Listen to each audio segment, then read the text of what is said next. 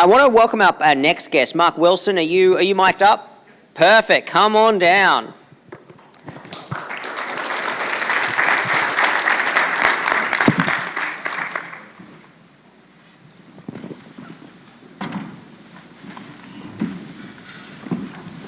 Excellent. Good to see you. Don't mind me, I need my table with my notes. All right. Mark, for those that don't know you, you are here with Arrivia, and we're going to talk about the cruise My segment. favorite topic. It's a fascinating topic, and it's one that we don't often talk about when we're talking about travelology. You know, we think hotels, we think airlines, sometimes we think car rentals, sometimes we think car parking, but cruise often gets forgotten about. And so we want to delve into a little bit about that and the relevancy it might have for our audience today. But could you just maybe do a quick introduction to yourself and Arrivia for those that aren't familiar with you? Sure. So I'm Mark Wilson, and I got my start in the travel business at Alamo Rent-A-Car. See some friends from Enterprise over here. And worked also in tour operators, and then worked at Travelocity and ran the cruise business for Travelocity, and worked with Sabre before coming to Arrivia. Number of roles at Arrivia, and now currently responsible for our cruise business and product strategy and operations. So our company is a loyalty company, kind of a technology-based marketing loyalty company. One of the things that I haven't heard us talk about today is paid membership. So we actually do a combination of both non-paid and paid membership programs. So we'll operate that. We also work with companies that have their own currencies, like American Express, or other companies who do not have a currency or didn't have one, and we actually can create that with our technology platform. So that's one of the unique things about our company. So it's full service travel, but both supporting both paid and non-paid membership programs. So I suspect most people in the room are pretty, is there anyone here who's not familiar, doesn't consider themselves familiar with, your typical airline or hotel loyalty program? I'm going to guess the answer is no. Everybody gets it. If I walk out in the street and bail up the first 20 people I see, I'm going to guess that 18 or 19 of them are going to say that they're reasonably familiar with what they are. They may not be members, but they get it. Where does cruise loyalty fit in when we think about our traditional travel loyalty programs? Yeah, so obviously each of the cruise lines have their own loyalty programs, and then so that's obviously to create frequency and loyalty within those bases, and they do a lot of special offers to what they call preferred guests, loyalty guests, past guests. So that's a huge piece of the business, and obviously a lot of the resurgence in cruising has been to go after and bring back those past guests. Those are the most active consumers today. So our company provides loyalty programs for other brands, and then we use cruise as a product offering that's a very highly profitable product offering. And I think that's, the last panel was talking about profit, and I think that's one of the benefits of cruising is you have a much higher transaction and profitable transaction. So we look at kind of partnering between the end consumer or member, our supplier partners, and then of course our brand distribution partners. So we kind of sit in the middle of that.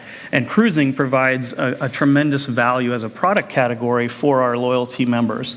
And so that's one of the benefits there. But within, so the cruise lines have their own loyalty programs, arguably, evolving and could probably do more, but primarily it's identifies those folks that are loyalists, and they'll give them extra benefits on board and all kinds of things like that. But our focus is around how do we use cruise as a product offering within our loyalty programs.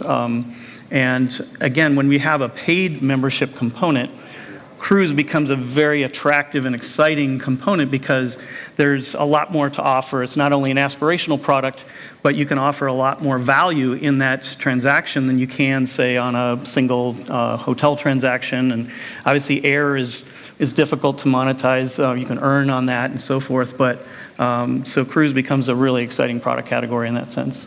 So, when I think about, your typical airline customer or frequent flyer program member or hotel loyalty program member, we've spoken a lot today about data and sort of getting that more wholesome view of the customer and filling in the gaps. From where you sit, no doubt you're seeing a lot of data and you have access to a bigger picture. how would you sort of describe or portray the crossover between your typical frequent flyer or hotel loyalty member and your typical cruise guest? I mean, are they completely different segments of customers, or is there a crossover of propensity between those? Yeah, that's a good question. I mean, first of all, cruisers, there's the majority of Americans actually don't cruise, right? So there's a big opportunity to introduce people to cruising. A lot of people either don't have an interest in it, or they maybe haven't thought of it. One of the interesting things about that, so I do think there are a lot of similarities, but then there are also folks that have just sort of put themselves aside to say, I'm just not a cruiser. What is interesting, what we hear from our cruise line partners, is that a majority or a large percentage, a majority of people who are coming on are new to cruise. So there are a lot of new people who are trying cruise as a product category, and right now, it really is one of the best values for travel today. If you think about the cost of a cruise and what's included with your lodging and entertainment and food, all in one, is just a fantastic value. So I think members, consumers are finding that. So we do have a lot of crossover. We also support the vacation ownership business as well. So we do see a lot of similarities between that audience and the cruiser. And obviously they have to fly to get to that cruise, most of them. There's a lot of drive-to market as well. They rent cars. They do stay in hotels, pre- and post-hotel stays. So it does encompass a lot of the same things that all those people are doing. Now, they want to use those loyalty points and they can double dip in a sense in some of our programs, where if they have a credit card, they can use that and get that. They can also get value on the program that they are with us. So my question there was really about the members, but in terms of programs, so if I'm a program manager, I'm a frequent flyer program manager or a hotel loyalty program manager, and I'm thinking about, how do I incorporate cruise into my offering, or perhaps a partnership, a partnership aspect that impacts with cruise. So two questions, two-part question. One, what do partnerships look like, or what could they look like there? Mm-hmm. And two, I asked sort of about a crossover of guests, but what about more specifically if I narrow that question down to the elite base? Yeah, so first of all, in terms of partnerships, one of the things that we do is we support a full-service, turnkey kind of offering for cruise. So, and one of the things, even at Travelocity, I was kind of one of the minority who said a phone call is actually a good thing. In online travel, typically that's not something that you want, but in the cruise support, there is a lot of phone support and service. So we do full service support for that, as well as obviously all the relationships, the technology, the platform. So I think that's one of the things that we can offer anybody who wants to get into the cruise business. It is a very specialized kind of business, and we're experts at that. So that's kind of one of the things in terms of partnerships, is we can do that. And then typically it's a revenue share opportunity, and there's a lot of revenue to be shared, so that's kind of a nice category. So there's an opportunity to create great value for the member or guest, as well as for the partnership. And then in terms of the high-value guests versus other guests, we see a combination of those, and one of the programs we support, Marriott Vacation Club, is one of our partners, and they actually came to us recently to expand or get more exposure into their lower tier base. Our highest engaged customers were those higher tier customers, for example. So we actually created a program where we could have a opportunity to exchange to a lower point value for cruises. So we found and negotiated some special offers specifically down there. And the goal is to create further engagement into that lower tier base, higher volume of base, to get them engaged and then get them to move up as they go. So that's there. So we do see a strong mix of that between both the higher end and the lower, broader guests. And in terms of loyalty program, I mean, if I'm a frequent flyer program, depending if I'm Delta versus I'm, a smaller airline somewhere else in the world, even in the US, if I'm Delta versus I'm Frontier, I have two very, very different looking membership bases. Hotel programs, big, small, again, US based, non-US based. Is there a sweet spot of the type of customer or the type of member that, that if I'm a program manager and I'm thinking, should I bother looking to add cruise, into the mix here? Is there sort of a critical mass of a type of member that, well, if I've got a lot of these, then why am I not already in cruise? Yeah, I mean, obviously for me, I'd say really you should have it as a core product. I think that it is a higher ticket item for sure, but again, there's a lot of great value out there. And again, at the lower end of the scale, and I just did this search about a couple of weeks ago where I was looking at a Carnival cruise, right, out of Miami, and then I had to travel to Miami, so I was looking at a one-night hotel stay. I won't call out any brands, but let's just say that I could get a 3-night cruise with entertainment and food all included for the same price as one-night hotel stay in Miami. So I won't ask about the airfare cost. Yeah, airfare, different story. Although so there is tremendous value there. So I think it's a wide open product for really any consumer, and it's a great value.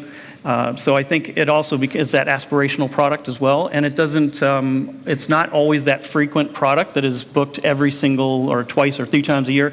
So it adds that component where you may have more frequent purchases, booking your car rentals, your hotel stays, and your flights, but being able to get that larger vacation that you can take and add that to your product offering, I think is fantastic because it just adds a lot more to it, and it's a sexy product, and you can create a much more exciting and enticing promotions with a product like Cruise that has a lot more value in it.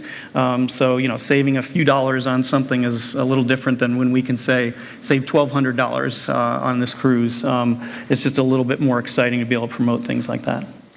And in terms of trends that you may be seeing, I mean, obviously, we had a little hiccup the last couple of years, but trying to sort of, I guess, see past that. Sure. I know we can't quite completely ignore it, but trends that you're seeing, when we think about cruise and loyalty.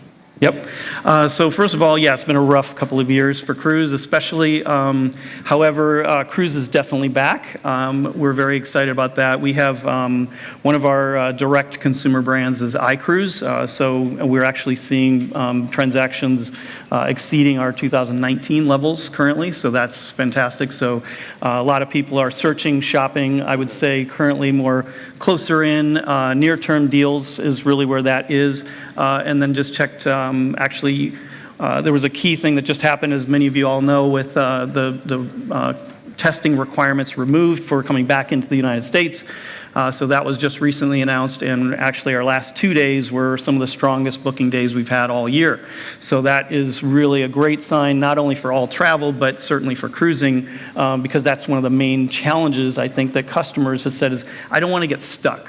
Right? So nobody wants to get sick, obviously, and I think that's one of the misnomers of cruising, that people feel that there's that risk. There is, but you can get off the ships. They have cabins that they can quarantine. They can get you off.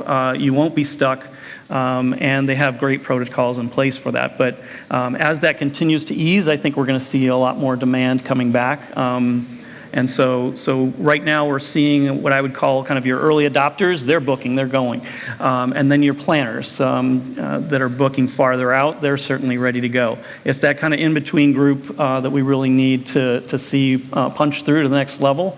And like I said, just this week, we're starting to see kind of that punch-through type volume that we want to see. So that's exciting. It's an interesting point. Quick straw poll. Hands up who hasn't, I mean, in say in the last 6 months, who has withheld from traveling, not because of health concerns, but who has withheld from travel or potential trips that you were going to take because of the friction imposed by all the restrictions and the regulations and the testing and the requirements and this paperwork and that paperwork? So ignoring, if you just didn't travel because of health concerns, that's not the question. It was the friction involved in doing the travel that stopped you from doing it, say, in the last 6 months. Okay. I mean, it's a decent... Yeah, and especially international travel. And especially I think international, yeah. As cruising, you have to touch an international port to come back, and so there is that kind of process there. So that's certainly we've seen as a reduced barrier to bring demand back, and there's great values out there. I've been on, I don't know, probably 8 or 10 cruises in the last 6, 8 months. So, it's been a fantastic experience. The cruise lines are having the highest NPS scores they've ever had. When cruise ships go out, they go out full staff.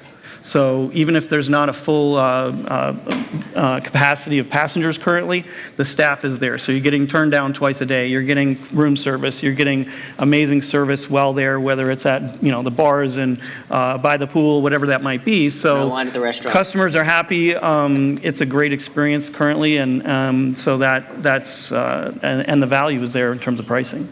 Terrific. And just to kind of finish off, you sort of mentioned the example with Marriott Vacation Club. That was a great practical example I think people can relate to. Any other sort of success stories, or interesting insights from case studies that you may have seen lately? Sure. I mean, I think both from our supplier partners standpoint, what they like to see, or what they've told us and what we've seen, is that with loyalty, there's a couple of benefits. One is that when they're using points or currency, those bookings pre-pandemic tend to be much stickier. So there's a lower cancellation rate. We've learned a lot about cancellation rates in the last couple of years, more than I ever want, and how to deal with cancels and all that stuff. But anyways, so our bookings are stickier. They also, and I came from Travelocity, where it was a very, fight for the low price. Within loyalty, it's almost the complete opposite. In other words, if a member has a budget of even $5,000, they want a $6,000 experience. So they're going to use their points or currency to actually buy up. So we see in the cruise space, we see they're buying balcony plus cabins, suites, and they're spending more on board also, because if they can use their currency to offset some of that initial purchase, they'll spend more. So to our supplier partners, we become really valuable, and then to our distribution partners, we use our points and currencies to create special business problems that they might have. So in the vacation ownership space, for example, I don't know if anybody here owns any of that, but there's a maintenance fee that you have to pay. So typically, then we can offer a program where we can issue travel reward credits when you pay your maintenance fees. So we can help our partners to offset key business problems they have, and then they can use those rewards currencies towards travel. And cruises is one of the biggest categories that they do that with. So those are just a couple of different examples. Terrific, Mark. Thank you so much for joining me. Thanks for your time. I think cruise is a new area for a lot of people. You'll be around all day. If people have questions, they can buttonhole you later on. Absolutely. Terrific. Thank you so much. Mark Wilson from Arrivia, everyone. Thank you. Thank you.